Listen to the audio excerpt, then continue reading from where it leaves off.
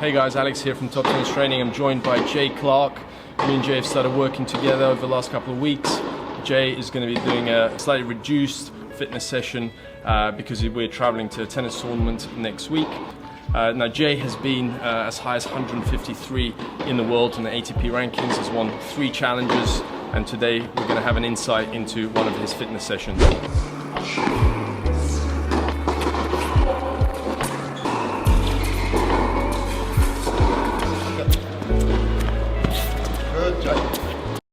Although the pros make it look easy, tennis is one of the most physically demanding sports on the planet.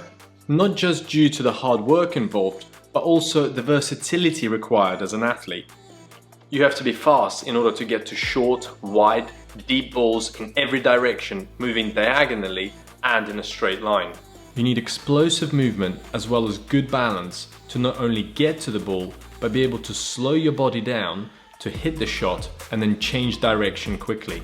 For this, ladder drills are great to rehearse your footwork patterns and get used to a fast impulse from the ground.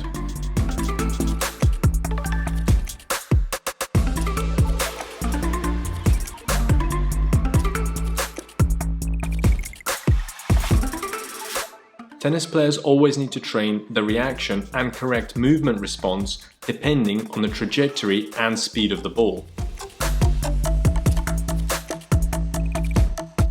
We need to develop an explosive push from the ground to drive up and forward into the serve, but also that initial push on your ground strokes and volleys.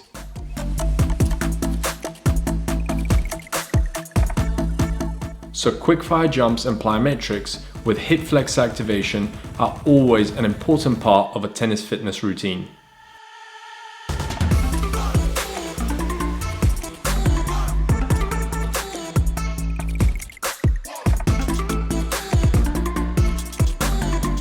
Then you can take it on the track, doing 100, 200 or 400 meter sprints.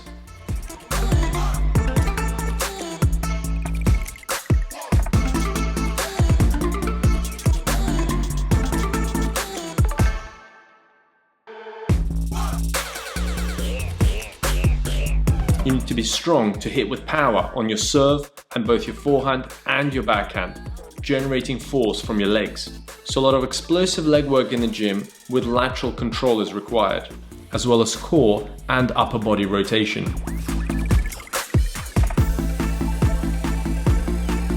So now let's look at some specific exercises in more detail. Resistant band training. This is great for training your lateral and that forward movement to the ball. The resistant band forces the player to get used to pushing harder into the move, making it feel much easier later on the court in rallies. This can be progressed to doing a full stroke with your tennis racket, and the introduction of the various balls that you may be needing to hit in a rally means that you don't only train the footwork, but also a response to a stimulus. Tennis ball catches. You use a tennis ball when you play, so why not introduce the tennis ball into your fitness? So moving and catching different types of ball is super useful. It trains your reactions and quick response, as well as alertness, split step and first step to the ball. Medicine ball training. Weighing in between 2 kilos to 5 kilos, it's the perfect way to work on the movement and shot execution under strain. But make sure you mix up the direction to keep the movement as realistic as possible to a real tennis point. You can work on your footwork patterns getting to the ball, during the shot, so the hop, the jump and the power steps, and then the recovery step after the shot, all with the added difficulty of having to throw a heavy object. And lastly, doing interval training. This can be done on the running machine or on the bike, where you do 15 to 20 sets doing a fast sprint of 30 seconds on and 30 seconds rest. As you progress, you can increase the difficulty by running or cycling faster, increasing the resistance or increasing the time while reducing your rest.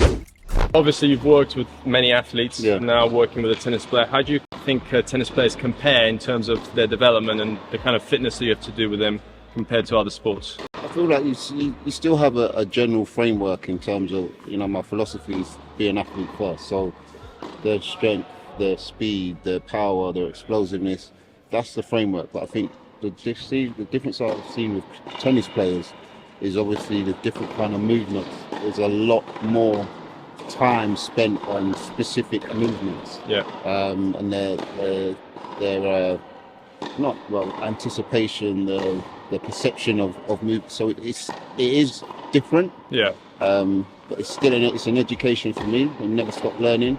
Really enjoying it, but it's a lot more technical, maybe than some of the other sports I work with. And how do you feel about speed versus endurance in terms of tennis? Is that kind of, do you work on both, or do you work on focus both more on one?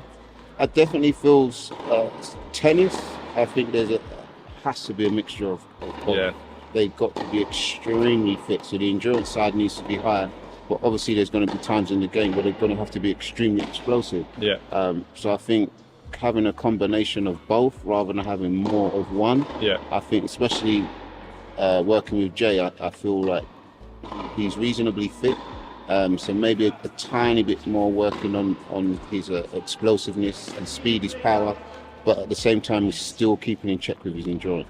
And in terms of age, so if you were starting to work with someone who's a junior, how would that differ to maybe an adult player? What would you do differently compared to What I would do differently? So when you spoke about the endurance side, I would take the explosiveness side down a bit, because that will develop more with age, obviously. But fitness, in terms of how fit you can be, I mean, a younger player would I'd probably spend a little bit more time on their general fitness, but at the same time touching base with their speed work and how explosive they can be. But their strength with that will come a little bit more with age, but still tap into it 100%. Sure. Thank you very much. Cheers, buddy. So thank you guys for watching. I hope you enjoyed this video, a real insight into professional tennis fitness session. If you enjoyed the video, please press the like button, leave a comment under the video, and of course, press the subscribe button and that notification bell so you don't miss out on any future videos. We'll get more sessions on court for you very soon.